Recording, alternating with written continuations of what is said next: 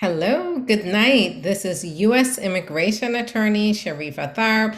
I'm here live to take your U.S. immigration related questions. And tonight I have a great topic. So, what if you can't stay and you can't leave the United States? You're now out of status. You may be overstayed, maybe even cross the border without permission. Are there any solutions for you? So, yes, there is a population of individuals in the United States who are unable to stay and do adjustment of status. Maybe they don't qualify. Usually, where I see a situation like this is where you want to petition through a parent, through a spouse, through a sibling, and you don't have the status in the United States to do that. But at this point, you've already been in the United States for quite some time without status. And if you leave, you're going to be barred for at least 3 years, 10 years, and no green card, no visa to come back into the United States. And so your case gets complex because you end up stuck outside of the United States. So, what are the solutions in cases like this? So the first is, and I'm going to use an example to try to make this as easy as possible. Now, the first is that I'm going to give you this scenario. So you are the son or daughter of a green card holder or a US citizen, but you're 21 or over. So in this case, you don't qualify as an immediate relative of a US citizen.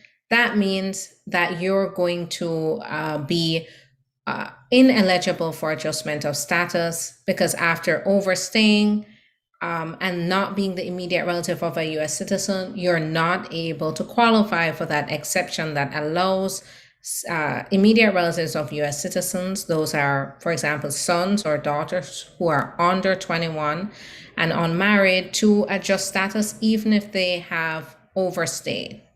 So in this scenario, what we would have to look at is your other options. Now, let me remind you, I'm here to answer your immigration questions, and it can be anything that's immigration related. And Vibes Cartel Vine, thanks so much. So Vibes Cartel Vine says, please get your consultation. It's worth it. You won't be sorry. I agree. The first thing you need to do is make sure you get a consultation to evaluate your options, to make sure you're on the right track, and to avoid devastating mistakes. Speaking of mistakes, the topic that I'm talking about is one of the areas where I see people make mistakes. And that's why I think it's important for you to bring it to your attention. Now, when I'm talking about a specific group of individuals who are here. You don't qualify to stay in the US. You don't qualify and you cannot leave because if you leave, you're going to face severe consequences. So what do you do in a situation like this? So the first is if you do have a US citizen or legal permanent resident, spouse, or parent, then there is hope here. And I'm going to tell you how this process works. So if you have a US citizen or legal permanent resident, spouse or parent, and that spouse or parent, they really depend on you. They cannot live without you in the United States. If they're going to face extreme hardships without you, then you may qualify to get a waiver to still go on to get the green card. Now, this waiver is required because once you've overstayed over 180 days, you don't qualify to adjust status. If you leave the country, you're going to be barred. You're going to be barred because of unlawful presence. If you overstay over 180 days, you're going to be barred for 3 years. If you overstay over 100 and if you overstay over a year, that turns into a 10-year bar. This waiver forgives that and allows you to go on to get permanent residence despite the unlawful presence. So essentially, it is like a pardon or forgiveness for overstaying. Now, once we determine that you qualify, so first you need to have a basis to apply, usually a petitioner. This could be an employer, this could be an employer, or this could be a qualifying relative, like a U.S. citizen or legal permanent resident spouse, parent, in some rare situations, even a sibling. But once you have a petitioner who's available to apply for you, then the next thing is, will you qualify for this waiver? In order to qualify for this waiver, you'll need to have a U.S. citizen or legal permanent resident, spouse or parent who will experience extreme hardship without you. Now, I'm going to give you some examples of extreme hardships. What does that mean exactly? So I like to term it this way. If your U.S. citizen or legal permanent resident, spouse or parent will face devastating consequences if you're unable to get permanent residence, then in a case like that, you could possibly qualify for this waiver. And it's really on a case-by-case basis. It's dependent on your particular situation, the situation of your spouse or your parent. Now, how the process works is, one, you'll submit the petition. So your employer will submit the petition, or your qualifying relative, like a spouse, a parent. And then after that petition is approved, at that point, they're going to go ahead and we would look at working on the waiver based on the extreme hardship of your U.S. citizen or legal permanent resident, spouse or parent. After the waiver is approved, then we're going to wait for the National Visa Center to schedule the appointment for the interview.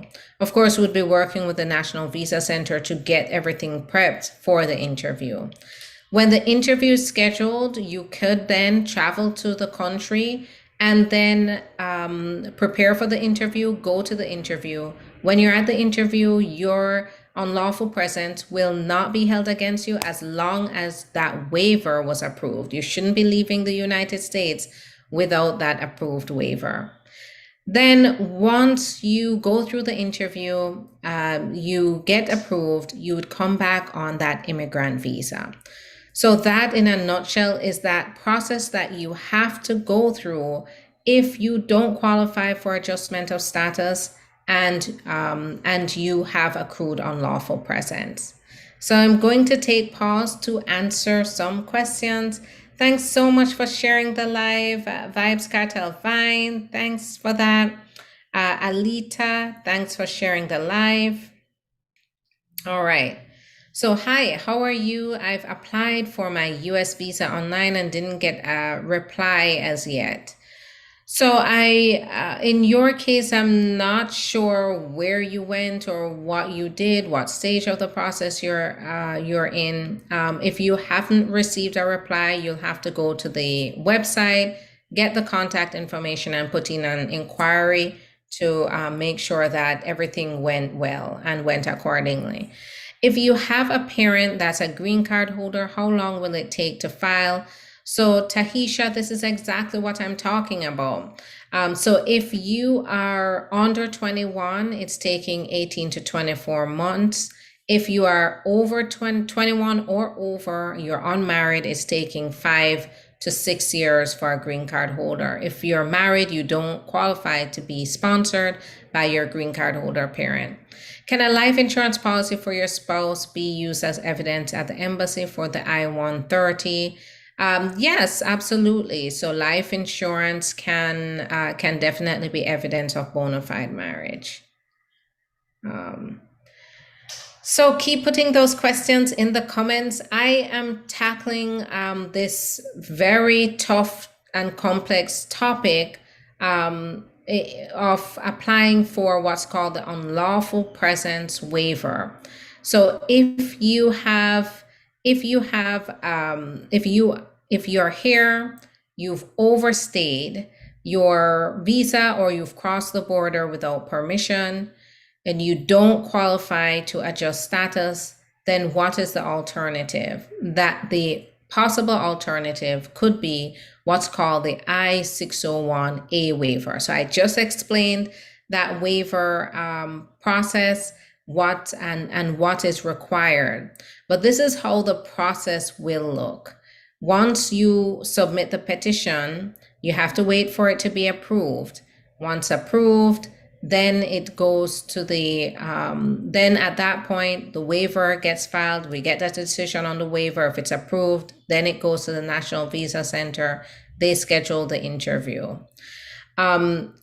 This is the next thing I usually get with this is this safe? If you're gonna risk leaving the United States after getting this waiver granted, is it safe? Is it worth it? In some cases, it may be your only option. Is it safe? It is a dependable process as long as your attorney and you have done due diligence. Now, where this waiver will not work is where you are you have other immigration violations. So for instance, if you have a criminal record along with it, if you've had misrepresentation or fraud, these would not allow you to get this type of provisional unlawful presence waiver. So you have to be careful about that. Now, the benefit of this process is that it allows you to stay with your family, stay in the United States while this waiver is being processed.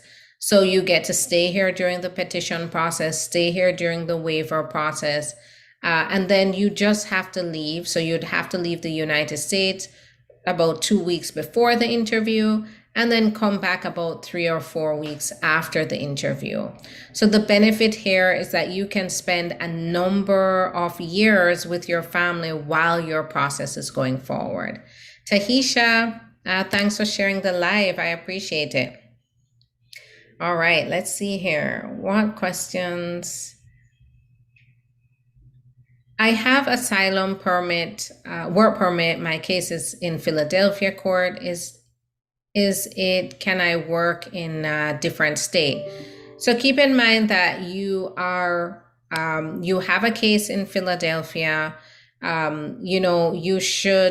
You definitely have to do a change of address, but in addition to that, you have to make sure that wherever you go to work, that you make the court know, and then you may have to apply for a change of venue if that's possible.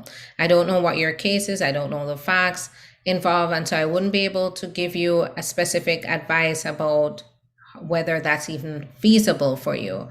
But whenever you do change your address, you have to let the court know. How does the visa H2A and H2b work for Nicaraguans? So it's gonna work like any other type of visa. So if it's available to you, so the H2A, the H2B, if it's available to you and you have an employer who is going to hire you, they would submit that petition on your behalf and go through the procedures. There is a cap that if you don't apply, if you apply and they've already reached the cap, the maximum number of people that they can allow into the country on these visas, you wouldn't get through on it. However, this visa is primarily through an employer. So you'd have to make sure that you locate that employer. Can an H2b get a green card? So not directly. It's possible if you end up qualifying for a green card. So for example, if your employer is willing to sponsor you, or while you're here, you have a change of circumstances, maybe you end up getting married, that could be a possible avenue from an H2b to a green card. But just to say that I have an H2b, now I want the green card, that is not going to necessarily be a possibility. All right, so keep those questions coming. I'm here to answer your questions. I have been touching on the topic of applying for forgiveness or a pardon for staying in the United States without status. There is a way to do this if you're applying for permanent residence. By the way, this waiver only applies if you're applying for permanent residence. It doesn't apply to other situations like if you want a temporary visa. Hi, my I-130 was approved on July 21, 2021, but was asked me to doing the waiver. I was applied on August. So Max, this is what I'm talking about here. So if you are you got the waiver, the I-130 approved, now you may need the waiver. So schedule a consultation because you're getting a lot more specific. I'd want to delve into your details to determine whether you qualify, and then we can get started. There is a scheduling coordinator who's available up until 10:30 p.m. Eastern time to take your call and help you to schedule that appointment. All right, so I am going through. So Selena, I noticed you said, can you explain that, please? I don't know. I've been touching on so many topics. Can you just be specific as to what you need clarification on? My company wants to sponsor me to get a green card. What's the requirement? So it's going to depend on what your qualifications are. What are the needs of the company? What category would they like to sponsor you in? Your company has to be 100%, and they're going to be the ones petitioning for you. So you can always have that conversation. And then if you want, you can always let the company know that I'm here to assist with helping companies sponsor employees. Now, there are different categories, and that's why it's hard for me to explain just because I don't know what your particular situation is. But there are green permanent residents if you're an executive or a manager of the company and you want to go from being, for example, the L1 to getting permanent residence. There's the extraordinary ability green card. There's a national interest waiver. There's a EB1, 2, and 3. Of and it depends, are you skilled, unskilled, as in do you have a professional degree or do you not have a degree? Do you have an advanced degree like a master's? So all of that is going to count as to what category or what type of green card your employer will utilize to get you a permanent residence. Do I have to be in the US to apply for a green card? No, definitely not. This can be done in the US or outside of the United States. Now, when you're in the United States, not everyone who qualifies for permanent residence is going to qualify to apply for the green card in the US. So you have to be very careful with that. That's where the consultation is very important to make sure that you understand whether you qualify and how to go about your process. How till I got approved? So how long do you believe it's possible? So Pamela. So it's taking 18 to 24 months to get through the adjustment of status application. All right. If I overstay in the USA, can I still travel in the USA on my visa if it's not So you could travel in the United States after overstaying. Just be sure you're not leaving the United States without getting legal advice. How do you go about getting legit info on H2b work programs? It depends. You could get recruiters. You could speak with recruiters or agencies who recruit for H2b work programs. What is the green card lottery? So the green card lottery, it's basically the process. So certain citizens of certain countries can enter this they have the opportunity to enter it. And when they sign up, if they're selected and they can meet certain other requirements, like certain education level requirements or work experience requirements, they are able to move forward in the green card lottery to come to the United States and basically get the green card that way. So it's the lottery for the green card. Do you waive the medical exam for I-485? So the medical, no, it depends. The medical examination, if there is it's not usually waived. It is a requirement, and you will not be approved for permanent residence without that exam in the adjustment of status process. However, if there are certain, for example, vaccinations that are required, but you have a good reason and you've applied for a waiver of the vaccinations, that is a situation where that may be waived. But for the most part, the whole medical exam isn't waived. So applying for permanent residence after overstaying. So Solina, I'm talking about a small fraction of that now. Just because it's such a broad topic, it will take me about 5 nights to cover all the ways that you could apply for permanent residence after overstaying. But what I'm talking about here is where you can't stay to apply and you can't leave. And in that situation, how you could qualify for what's called an I-601A unlawful presence waiver.